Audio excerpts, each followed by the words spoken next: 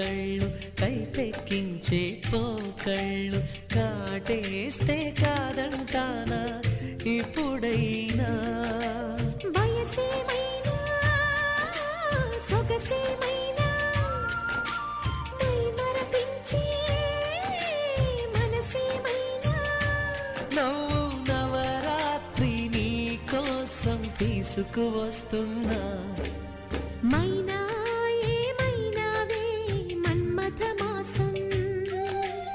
అయినా ఎంతైనా ఇది మెత్తని మోసం